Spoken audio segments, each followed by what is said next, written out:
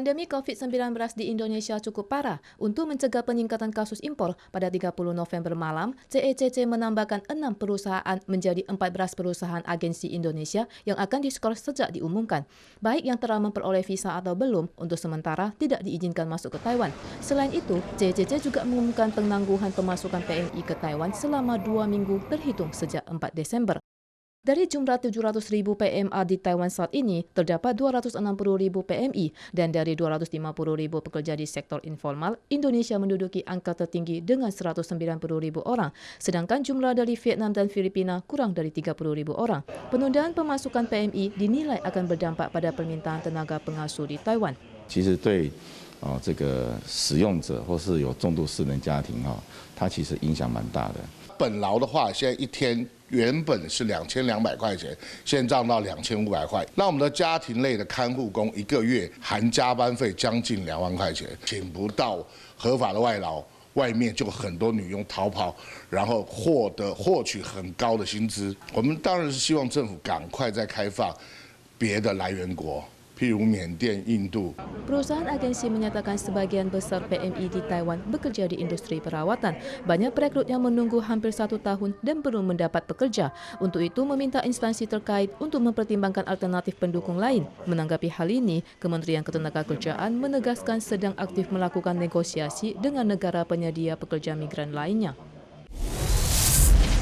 Taiwan bertambah 24 kasus impor pada 30 November. 20 kasus diantaranya adalah PMI. Pandemi Indonesia yang kian memanas menjadi negara dengan jumlah kasus terkonfirmasi dan angka kematian tertinggi di Asia Tenggara. Oleh karena itu, semua penumpang dari Indonesia mengenakan APB sebelum turun dari pesawat. 其实外面每一天都是4-5千例都在增加，所以印尼当地真的是蛮严重。 Staf China Airlines dan petugas Kementerian Ketenagakerjaan mengenakan APB lengkap karena dari 100 penumpang terdapat 62 orang PMI. Sebagian besar orang telah mengetahui Taiwan akan menunda pemasukan PMI sejak 4 Desember dan ada yang merasa beruntung dengan jadwal ketibaan di Taiwan.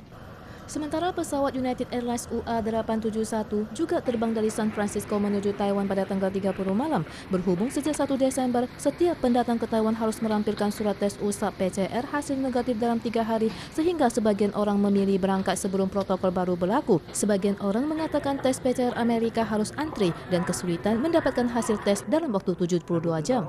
Jumlah pendatang di bandara 2 hari terakhir melonjak. Sebanyak 4.532 orang masuk pada tanggal 29, mencetak rekor tertinggi untuk entry 1 hari sejak Agustus. Pada tanggal 30 juga terdapat 1.652 orang yang tiba di Taiwan. CECC mengatakan telah menduga lonjakan gelombang pulang akan menambah jumlah kasus positif di Taiwan, tetapi untungnya perawatan medis di Taiwan masih memadai. Protokol pencegahan pandemi musim gugur dan dingin resmi berlaku.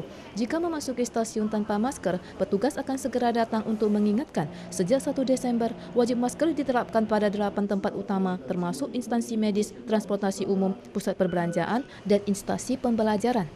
Musim gugur dan dingin rentan dengan penyebaran pandemi. Departemen Kesehatan Kaohsiung tidak berani bersikap santai dan mengadakan imbauan ke pusat perbelanjaan. Stand pencicipan makanan telah dibatalkan. Skap transparan juga telah dipasang di area istirahat dan warga juga bersikap kooperatif.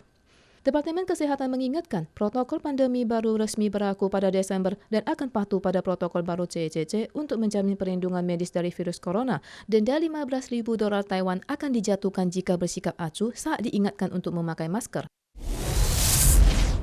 Terjadi kecelakaan lalu lintas di Desa Renai, Kabupaten Nantou pada 30 November. Sebuah bus terbalik saat berbelok menuruni bukit. Penumpang yang selamat mengatakan mereka sedang liburan bersama keluarga dan sedang beristirahat saat kejadian. Mereka hanya merasa mobil melaju dengan kencang, langit berputar dan mobil telah terbalik.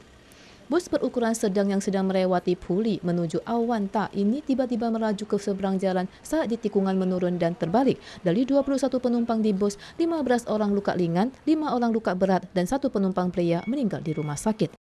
Bus dalam insiden ini baru berusia 8 tahun dan baru diperiksa 20 hari sebelum kejadian. Pengemudi memperoleh SIM khusus mobil besar pada tahun 2013 dengan 7 tahun pengalaman mengemudi. Tidak ada catatan pelanggaran bus besar, tapi ada beberapa pelanggaran saat mengendarai kendaraan pribadi. Penyebab kecelakaan masih akan diselidiki lebih lanjut.